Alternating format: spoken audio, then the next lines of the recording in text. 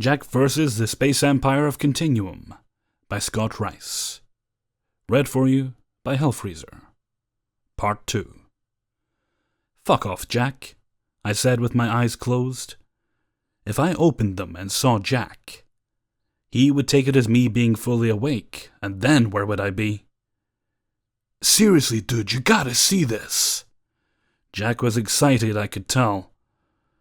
Jack's look of excitement was mostly a look of maniacal bemusement, laced with a psychotic level of maniac energy, which usually left him bouncing off the walls or ceiling. Here it comes, I thought to myself, any second now. I tried to prepare as best I could. "I'm sorry. Perhaps you didn't hear me when I said, 'Fuck off, Jack,'" I said. "This is where you leave me alone. Walk away or do something else and leave me the fuck alone." I was tired, uncomfortable, and cranky. Mostly the cranky part, though. Very cranky. Yeah, look, bro. I found something up in the woods, dude. Something you gotta see. I'm serious." I could tell he was serious, which scared me. I felt that familiar feeling of cold dread seep into my soul. This is how it always starts. Jack finding something which he pulls me into, and I run around terrified, desperately trying my best not to die or be eaten. "Jack, please, leave me alone. Okay? I'm tired. It's cold outside, and I would greatly appreciate it if you could leave me the fuck alone." I could hear that statement reverberating all over the valley. A bird got scared and took off in a cloud of leaves and feathers. "Dude," Jack whispered in all seriousness, "I found a Chewbacca." I slowly opened my eyes and looked at Jack. This was it. It had finally happened. I had warned him. I did. No one could accuse me of not warning him. I'm only one man, after all. This was the day Jack had finally lost his damn mind. It was sad, really. My eyes almost moistened at the thought. But it was what it was, I suppose. No use crying over spilt milk, as they say. I'd have to locate the nearest insane asylum, of course. Get Jack all strapped up, and moved in, as it were. But yes, it would be the best place for him. He could get all the help he needed. After all, getting better was always the goal for one's mental instability. "Dude, you think you saw a Yeti, not a Chewbacca," I said while trying my best to go back to sleep. "And Yetis don't exist, so leave me alone." "Bro, I know what I saw. It wasn't a Yeti. I know what Yetis are. And this was not a Yeti. Unless a Yeti has body armor, a blaster rifle, and a set of really, really big combat boots," said Jack. I slowly opened my eyes. I already knew where this was going. When Jack gets this descriptive, it meant danger was fast approaching, probably wearing combat boots. "Jack, I swear to God, if you drag me into something crazy again." "Dude, I swear. Just go look at it, and then tell me I'm crazy." "Oh, you're already crazy, Jack.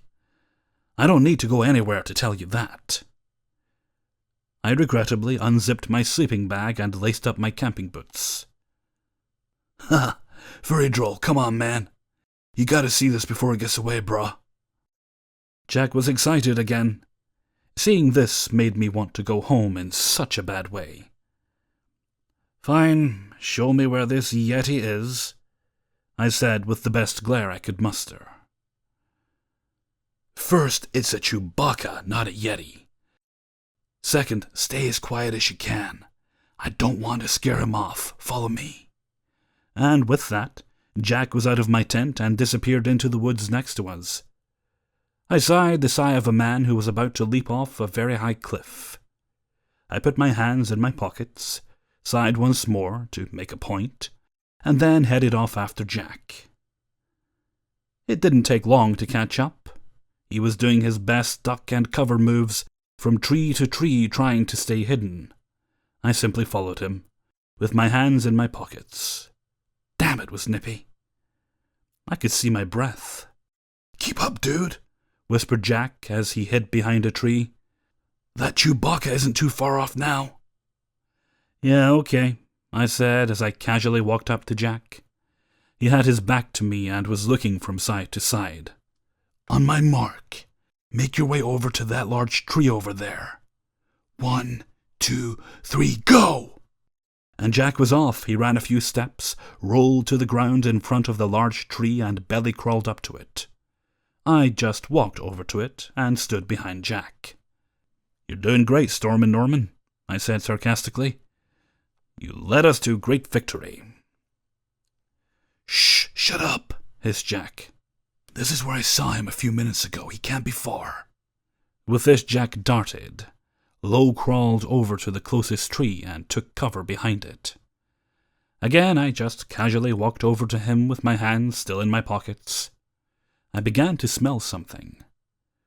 I don't know how to describe it, but to me it smelled like aftershave? Couldn't be. And a humming. I could hear someone humming a song. It was a bit far off for us, but it was definitely someone humming. I quickly knelt down next to Jack. I eyed him warily. "So, where's this Chewbacca, oh great leader?" I whispered to Jack. Oh man, the ground was wet and cold. That was going to seep into my camouflaged camping pants. Damn it. I was not happy at all. "I can hear him. He's close. Wait here a second. I'm going to try to get close to those bushes up there." Without a sound, Jack crawled on all fours towards a copse of large leafy bushes directly in front of us. He was there in a matter of seconds and crouched behind the bushes. The humming was getting closer, and the smell of aftershave was getting stronger. There was no doubt about it, it was aftershave, and a lot of it too. Suddenly, the humming became a whistling. I could hear something big moving through the forest close to us. Sticks and branches cracked loudly, and leafy bushes were brushed aside. The whistling came louder and louder. Just then, a very tall figure stepped out from a small group of trees to our right. The figure was standing in the shadows from the trees, so it was hard to see any detail, but it was tall, really tall, much taller than Jack. I'd say it was all of 8 feet, if not more. It was huge. It continued to whistle as it slowly walked into view. God damn it, it was a Chewbacca. Jack was right. I almost cried right there on the spot. At first glance, it indeed looked like Chewbacca. Only this thing had a black and white coat with grey spots scattered here and there.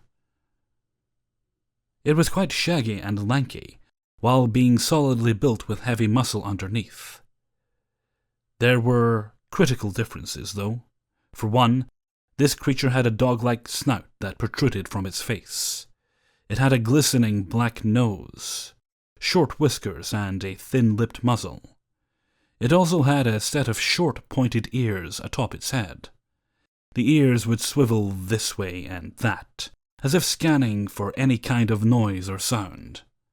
Lastly, as Jack had said, it was wearing what could only be combat body armor. The armor consisted of large plates that were tied together using some sort of nylon-like material. It moved easily as the creature moved. The armor covered almost the entire beast from the neck to the feet, which were adorned with large black combat boots. In its hands it held a long combat rifle, which looked very futuristic and intimidating. It was larger than most rifles I've seen. I guess it was because of the size of the creature holding it. The whole effect of seeing this thing was stark terror. If it wasn't a costume, then that meant it wasn't from Earth. Nothing like this could possibly exist out of a bad sci-fi movie. Moments like this made me wish I'd never met Jack. The creature began to walk off towards our left, whistling happily as it went. Jack turned back toward me and picked up a rock. He hurled it past me where it crashed loudly in the bush. Instantly the creature's ears swiveled at the noise. It crouched low and turned to face us. its eyes darting all over the place. It continued to whistle, but at a much lower volume. The shaggy beast slowly started to walk towards us. Its heavy rifle pointed level. It swept the rifle back and forth, trying to draw a bead on what caused the sound. It stopped, quickly sniffed at the air, and then breathed in deeply. It began to purr as it exhaled. The creature was standing close to Jack's position behind the bushes. It was clear it was sensing something. It stopped whistling and began to slowly move forward, pointing its weapon more aggressively. Just as it drew close to the bushes, Jack suddenly leapt up and grabbed the tip of the rifle with his right hand and pulled. He then balled up his left hand into a fist and uppercut the poor creature in the groin. This prompted the creature to scream out, "Oi, right in the giblets!" in a very heavy British accent. It released the rifle and cupped its hands around its now flattened privates. Jack had a bit of trouble trying to control the rifle. It was obviously much larger than what would be considered a normal-sized rifle. Add to that the weight of the device. Seeing Jack struggle as he did, the rifle must have weighed a ton. Jack eventually held the rifle as it was supposed to be held, being the pointy end toward the enemy, and yelled out to the beast, "Freeze!" "What was that for, eh? Wait until I get my hands on you," it exclaimed, still cupping itself. "Bloody rude humans." It continued to moan softly between breaths. "Freeze, don't move a muscle or I'll shoot you." Jack sounded serious. I hope he had a plan. "Move? Move! Mate, I'll be lucky if I can shite proper after what you did," it said. "Bloody hurts it does. Oh." It was slowly rocking back and forth with its eyes closed and its ears folded tightly to its head. "Did I hurt you bad?" Jack leaned over the bushes and tried to get a better look at the creature. "Sorry." "Oh yes, sorry makes it all better, does it?" said the creature sarcastically while still holding itself. "You smushed me boys to gelatin, and all you can say is sorry. You're a bloody arse, you are." "Jeez, I said I was sorry." Jack still held the rifle, solidly pointed at the shaggy creature. "Allow me to say that I'm not feeling it so much at the moment." It tried to adjust its pelvic armor. It didn't seem to do much good. The creature seemed to be in a lot of pain. "And watch what you're doing with that thing, mate. It's got a hell of a kick, it does. You've already sterilized me, just make sure you don't blast me with it, if you don't mind." Suddenly, there was a great crash of broken sticks and leaves being brushed aside. Something large was storming its way through the foliage with apparent haste. The thing burst out of the forest in a cloud of leaves and dirt. The second creature had snagged a large branch with little pink flowers and green leaf buds in its leg fur, and it was being pulled along behind, making even more noise. It was another Chewbacca, except this time it wasn't wearing the full armor suit the first one was. This one just had the top half snugged slightly to itself, and its fur was mostly brown with stripes of dark red and black mixed in. It too was carrying a large blaster rifle, the same as the one Jack currently held. "What's all this then?" it shouted as it came alongside the first Chewbacca. It spied Jack holding the blaster rifle in his hands. The creature instantly grew wide-eyed, then threw its blaster rifle to the ground and shot its hands far up above its head. If they could have detached themselves, its hands would have flown up into orbit. "Don't shoot, don't shoot! I'm not armed, look, see, no guns! Please don't shoot me, governor," it said, shaking somewhat. It had the same heavy British accent the first one had. "Oh, well done, Harry," the first beast said sarcastically to the new arrival. "You didn't have to throw your gun away, you idiot. Now what will we do?" "Oh, why's he holding your rifle then?" Harry said to the first creature. "'Cause he cracked me right and me boys. That's why, you blithering idiot." The poor beast was nearly on its knees with agony. "Mum said you had to be nice to me, Richard," said the second beast, still with its hands straight up in the air. "You promised you'd be nice." "I swear to Hitmel himself, I'll strangle you, you bloody dolt." But Mum said—" The second beast was starting to tear up, and its voice broke. "You promised, Richard." "Settle down, you two," shouted Jack while waving his rifle. "No one's going to get shot as long as you calm down and tell me what you're doing here." Jack looked thoughtful for a second. "And then tell us what the hell you are. You seeing this, bro?" I slowly stepped out from behind my tree and said, "Yeah, what he said." I was still stunned by what I was seeing. Leave it to Jack to find the only two aliens, they had to be aliens, on the planet. I just knew something bad was going to happen on this camping trip. "Oi, who's that bloke?" Harry hissed to Richard. Harry's arms were still sticking straight up in the air above his head. "Don't know, Harry. I just got here myself." The first creature tried to stand fully upright, thought better of it, and remained hunched over, cupping its privates. "I suppose he's with this arse." Richard pointed to Jack with one shaking hand.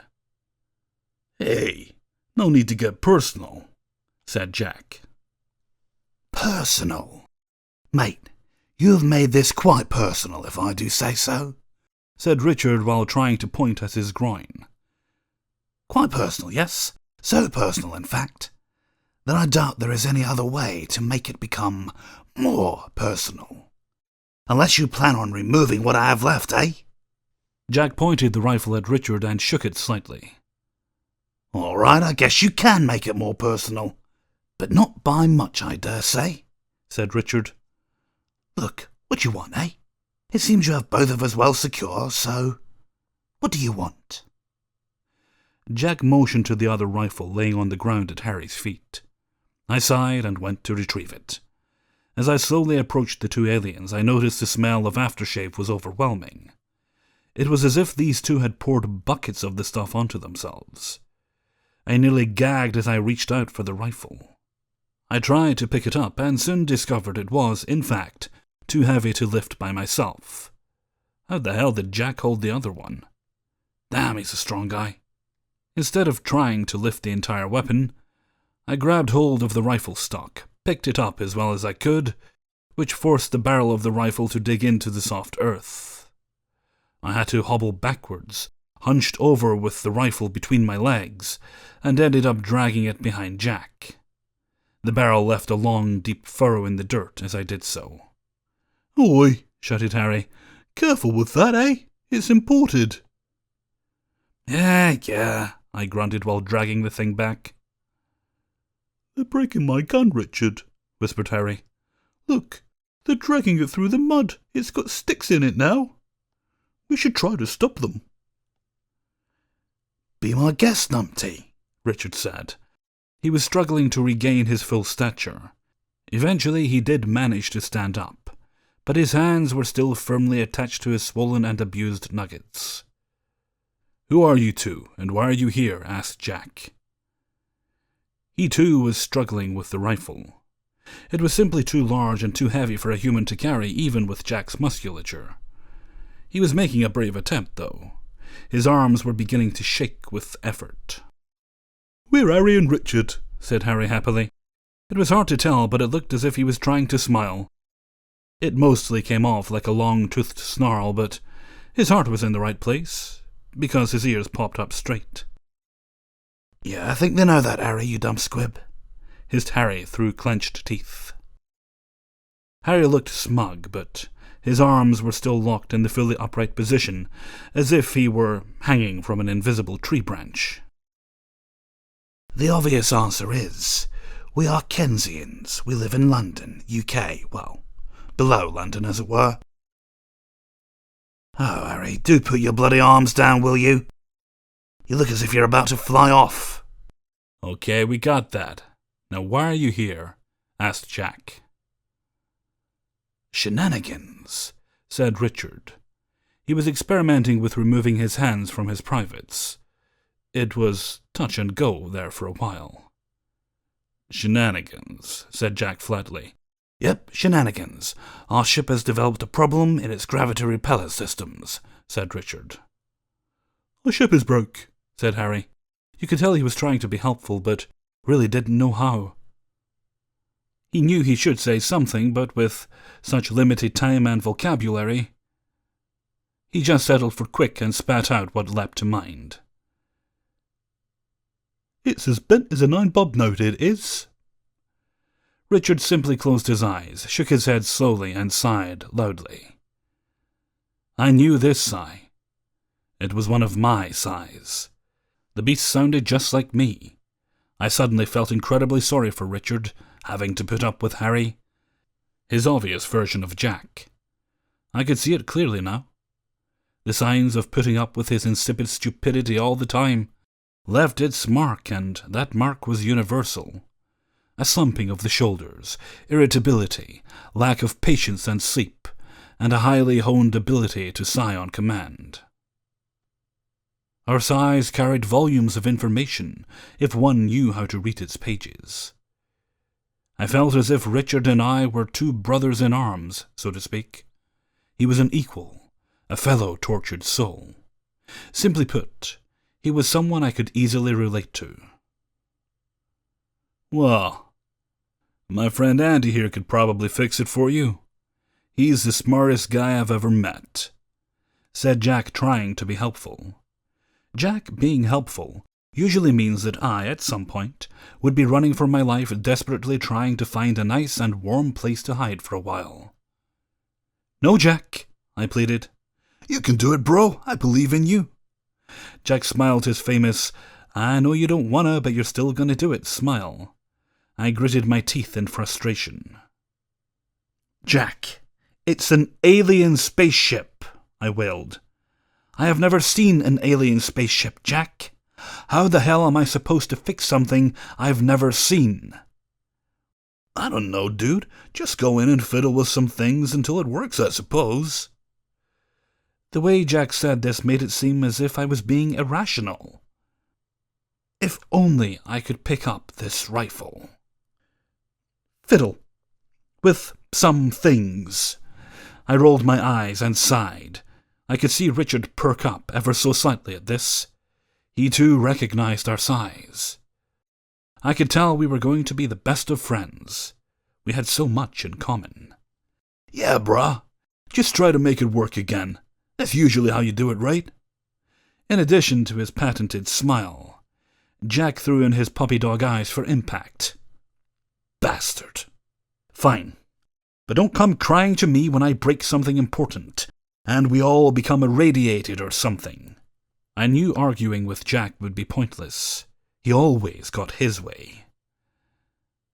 Why should that stop now? Oh, man. I got so angry when he did this to me. "Great. Now take us to your ship, you two," Jack said as he motioned with the rifle towards Richard and Harry. "We're going on an adventure, Richard. Yay!" cooed Harry, as he enthusiastically jumped in place.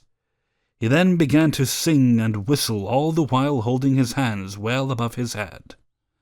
The long flower-filled tree branch, still attached to his leg fur, began to wickedly zip through the air as Harry turned and jumped. It kicked up all kinds of leaves, pink flower petals, and whatnot. "We're off on an adventure, just our friends, Richard and me. We're going to save the ship and get home to my girl. La-la-dee-la." "You don't have a girl, Harry," Richard said sarcastically. It was amazing, really. He was sighing as he was speaking. Incredible. I was in the presence of a high sigh master. I was not worthy. "When it comes to girls, Harry, you don't know your onions. Just, please, be quiet, right?" "Oh," droned Harry. He was sulking now. The tree branch stuck in his fur stopped zipping around so much, and began to slowly drag behind him. His hands were still rock steady in the air, though. As he walked through the forest, his arms would contact branches, and such, But the arms didn't move an inch. They were an irresistible force. Branches as thick as my legs simply bent back and either cracked in two or flung back into their original position, like a rocket. I'd hear a whoosh, and I would instinctively duck for cover. My life was saved many times that day. No one spoke much on the trip. Most of us were concentrating on looking out for the errant tree branches Harry would let loose as he passed. Harry would walk past a tree, bend a branch back, and let it loose as he passed it. This resulted in the three of us leaping from certain death as it twanged loudly above our heads. Harry would simply march on, oblivious with his hands above his head, and whistled as he relentlessly marched forward through the doomed foliage. At one point, a bird was unlucky enough to be on one of these branches as Harry moved past. The bird tried in vain to lift off the branch, but it was too slow, and ended up being punted skyward in an explosion of leaves, feathers, and surprised squawks. It probably landed somewhere in Nebraska, thoroughly pissed off by its treatment. "Well, here it is, our ship, the Boopsie," said Harry, obviously excited and proud to show off his ship. Jack and I looked around, but saw nothing. Nothing at all. We saw trees, leaves, branches, bushes, flowers, and the occasional ferret, but no spaceship. "It is not called the Boopsie, Harry," exclaimed Richard. "You don't get to name the ship, right?" "Oh." "And for God's sake, put your arms down, man. I still don't know how you managed to be my brother. Mum's got to be lying." Richard was clearly irritated. Where is the ship exactly?" I asked. "Oh, sorry, mate, she's still cloaked. Just a sec," said Richard. He reached into a compartment on his belt and pulled out a small black device. He pointed it ahead of us and pushed a button. There was a low hum for a moment. Then the scene began to waver and change. The ship shimmered as it came into view. Like a heat mirage dancing above hot pavement, the craft wafted into solidity before our very eyes. It was quite large. The ship was roughly circular in shape. Two of the curved edges swooped downwards like bird wings, while the underside conformed up to meet them. The top was dome-shaped, while the bottom was sort of convex. I could see what seemed to be the cockpit windows near the front edge. Just behind the cockpit windows were crudely painted letters in red which spelt out Boopsie. Dark black lines were hastily painted over them, as if to mark the words out. Just under that was painted Silver Puffin. Richard then pushed another button on his device, and the front portion of the craft wavered and melted like hot wax. It poured onto the ground like a liquid, then stopped. The rest hardened into a ramp that extended upwards to a tall door underneath the ship. This was obviously the entrance hatch to the interior of the ship. "Well, here you are, gents. This is the Silver Puffin," said Richard proudly. "Puffin?" I asked. "Why Puffin?" "Boopsie is better," interjected Harry. "No, it's not, Harry," shouted Richard. "Puffin's a good, solid name, it is. Well-rounded, respectable. It gives the impression of strength and poise." "Boopsie is a girl." Harry was obviously proud of the name. This caused Richard to let out a sigh. "The ship is not a girl, Harry. It's a ship. Inanimate, made of metal and other plasticky bits." "You named it after a fish," retorted Harry. "It's not a fish, Harry. It's a bird. Hence the name Puffin." "Oi, they're a puffin fish, Richard, I know. I've eaten them." "No, you haven't, Harry. No, you haven't. There's no such thing as a puffin fish." Richard was clearly frustrated. "Well," I said hesitantly, "there are puffer fish, you know, all prickly and swelled up. I'm sure you've seen them. They swim out in the ocean." Richard glared at me fiercely. It was quite disconcerting. Mostly water fish. My voice trailed off. See, I told you so, Richard, voiced Harry excitedly. You're allergic to fish, Harry. You couldn't have eaten it, right? You'd have died. Would have been nearly tragic, it would. I could have eaten it before I was allergic, Richard. You don't know. Could have been a bad piece of puffin fish I ate. Could have started the whole thing. Bad fish stuff can be dangerous. Bloody imbecile. Mum said I have a tender tummy, Richard. Guys, said Jack. He motioned to the entry hatch. Can we continue on, please? Right, onward, gents. We have a ship to fix. Richard marched up the ramp and disappeared into the interior of the ship. Boopsie's still a better name than Puffin, Richard, Harry whispered to no one in particular. He sounded hurt and dejected. Jack and I followed Harry up the ramp and entered the ship. How to describe what we saw inside? First off, everything inside the ship was built to accommodate the large size of the Kensians. In other words, Jack and I seemed like young children compared to everything in the ship. Doors were too big for us, shelving, data terminals, cabinets, etc. All were upscaled greatly. We spent most of our time on our tippy toes. Second, this ship obviously had multiple decks. The deck we boarded seemed to be a hangar deck. Lots of naked structural beams, cables hanging down from the ceiling, machines of unknown use and whatnot. There were a couple of vehicles of some sort parked near the exit door. Their purpose was unknown to Jack and I as well. Lighting was bright and harsh, much like I imagined it would be in such a place. And everything was painted a dark grey colour, with stripes of green flowing along the walls and doors, which led on to different areas of the ship. There were shapes I can only postulate as being a language, but seeing how I wasn't fluent in Spanish, French, and Gaelic, this alien language was unreadable to me too. All in all, it was a futuristic utilitarian area, with two very large shaggy Kensians arguing about having Terrans on board.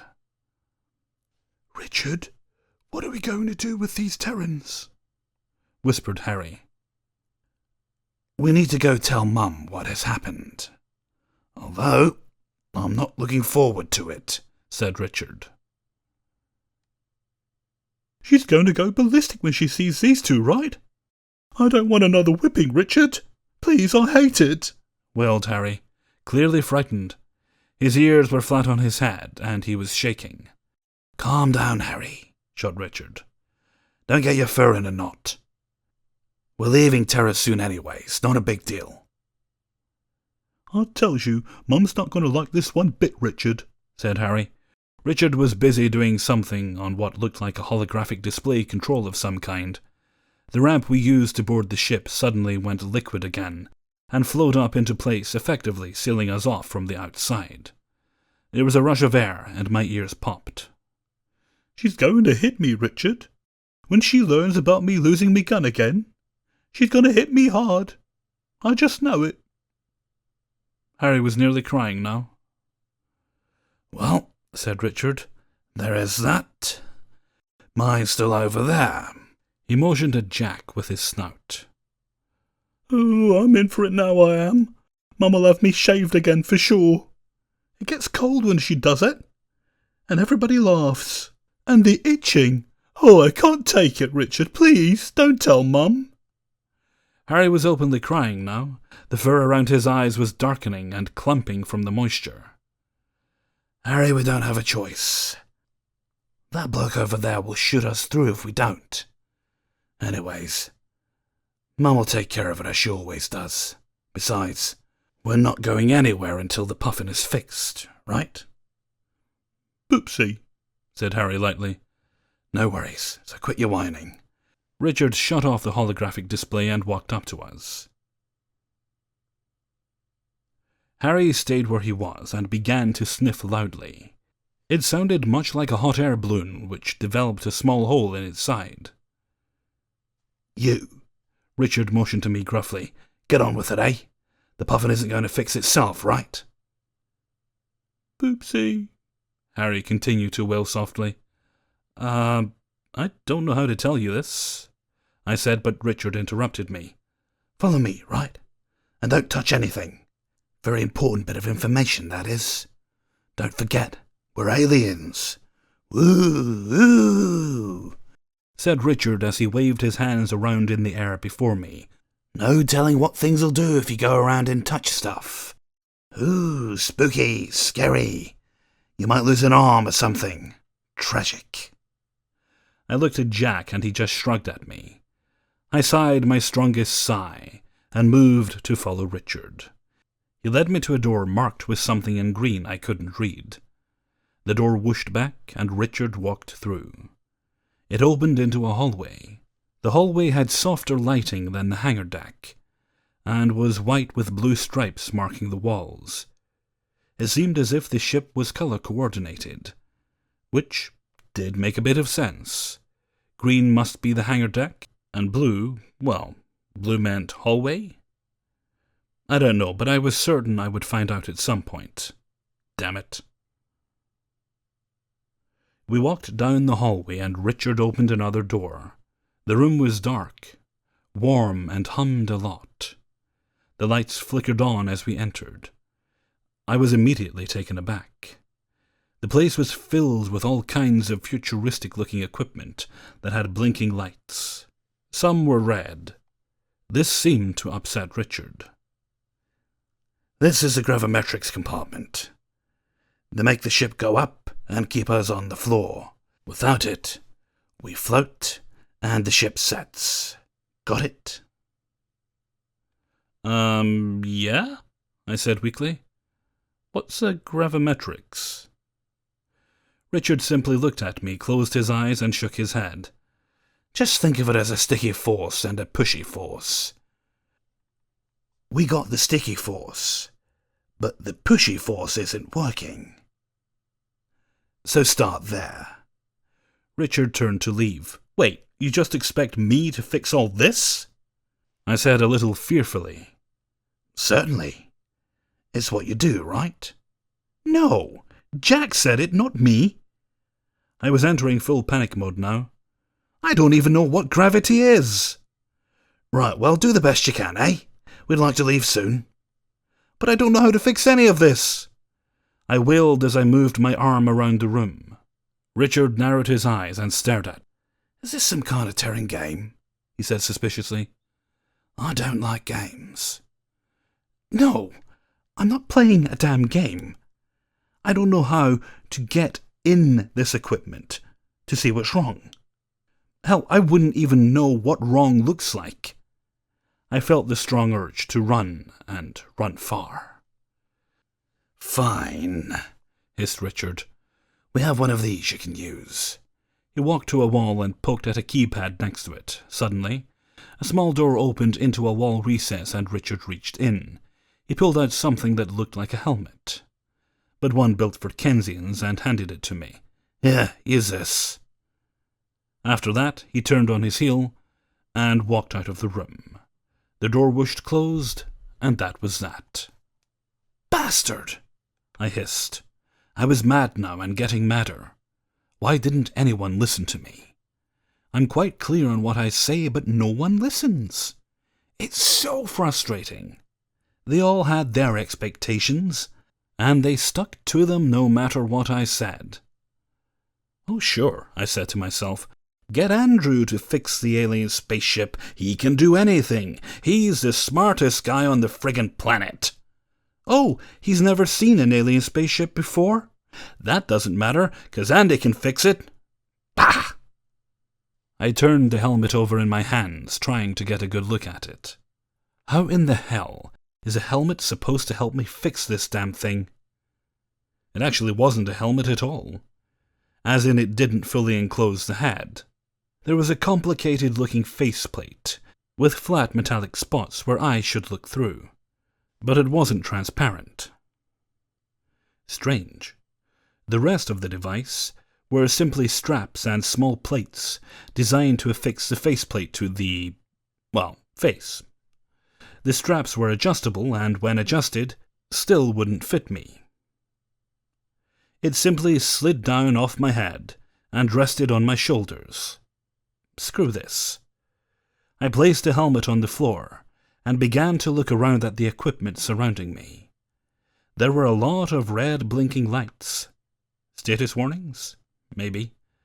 If something technological was broke, it usually had little red blinking lights to let you know that it was broke. So I went with that. Some of the equipment lights were green and some yellow. Some blinked and some didn't. I guess that meant these devices were responsible for the sticky force Richard mentioned and were working correctly. I'd leave those alone. I looked at the biggest piece of red blinking devices. It was knobbly and nearly stood to the ceiling. All of the other pieces of red blinking devices seemed to be connected to it, so I started there. I looked at what was probably a service terminal, since it had all sorts of buttons on it. This terminal was affixed to the main piece of red blinking equipment. Ah, a control interface, I thought. Good, let's see. I looked over the buttons. There were dozens of them, of different shapes and sizes. All of them had that strange Keynesian language. I saw the biggest button and pressed it. Suddenly, there were all kinds of alarms going off inside the room and the rest of the ship. The machine began to hum loudly, and spat out smoke and sparks from the joints, where other pieces of equipment were attached. Everything creaked and popped with vicious anger.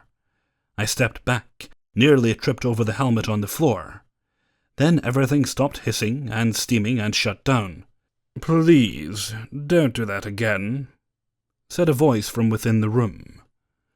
It was a male voice, British of course, and it sounded as if it were telling a child to put down that cookie for the 100th time. "You nearly blew the Silver Puffin to bits." "Ha!" said Richard from outside the room. "Oh," came Harry's voice a second later. "Who are you?" I asked. "I'm Isaac, the ship's artificial intelligence. I control all of the ship's functions, as well as pilot her when in use." "Oh, they didn't tell me about you. Nice to meet you, Isaac." I never met an AI before.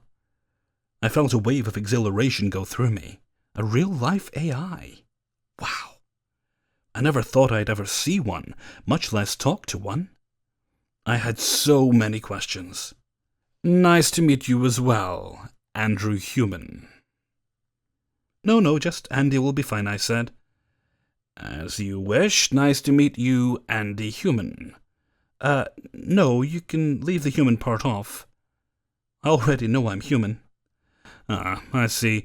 You wish to keep your species a secret, then. You should know, being a human on this ship is very difficult to hide, considering you appear very different from the ship's Keynesian crew. Perhaps if you elongate your legs somewhat, and sprout lots more fur, that might work. Hard to visualize, though. There will still be many different features that can't be covered up so easily, such as the face and the famous Keynesian snout. The ears are a dead giveaway, too. Are you open to facial reconstruction surgery? It might improve your chances of blending in, as it were." "Dear God," I said, "has everyone around me gone mad?" "I am incapable of feeling emotion, Andy Human. I am neither happy nor angry. I simply am," said Isaac. "So you're going with the human in my name, then?" As if I had to ask. "If you plan on distinguishing yourself as a Keynesian, then naming you after your birth species will be very helpful in identifying you later," said Isaac matter-of-factly. "Don't worry about it. I don't plan on changing anytime soon." "Ah, jolly good. Less I have to keep up with, then. How may I assist you, Andy Human? I assume you're attempting to repair the gravimetric impeller." "Yes." "Of course I have no idea what I'm doing. I tried to tell everyone that, but they refused to listen." My voice was heavy with desperation. So any bit of advice you can give will be greatly appreciated. I see. Well, in that case, I suggest that you don't press the large red button again. That is the system purge button, and you attempted to purge the system while it was under power. That would have caused an energy compression resonate wave, which would have reversed the flow through the entire system, causing a massive buildup of neutrons in all compression wave chambers. Those neutrons would then have quickly degraded while under pressure, and the discharge of electricity would ignite the compression resonate. That would have resulted in an explosion in the 90 kiloton range, I believe, give or take a kiloton. So, don't push the big red button. Got it. Indeed, Andy-Human. That would be most unfortunate, considering most of Tennessee and the surrounding states would have been converted into gas through the release of thermal energy on that scale. I don't recommend pushing that button again, unless you feel suicidal. In which case, I may recommend other, less destructive ways of ending your life. No, thank you. I like my life, or you could say I like living. I'm very good at it, actually. Superb, Andy-Human. Glad to hear it. Now let's try to correct the gravimetric problem, shall we? Yes, of course. How exactly do we do that? I asked. I felt like a field mouse who had been asked to fix a Saturn V rocket.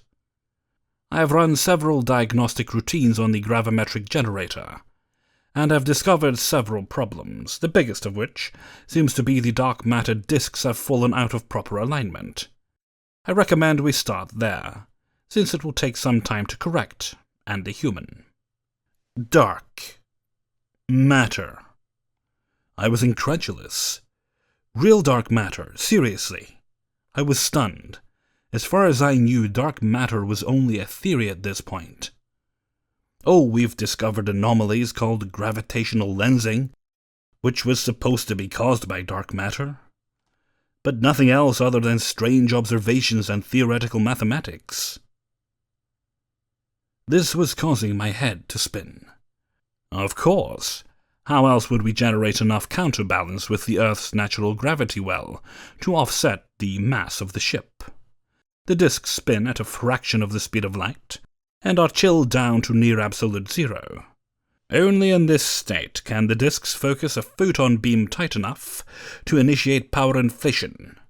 If the photon beam is not one particle thick, it will create another power resonate, which will backfeed into the system and result in catastrophic failure.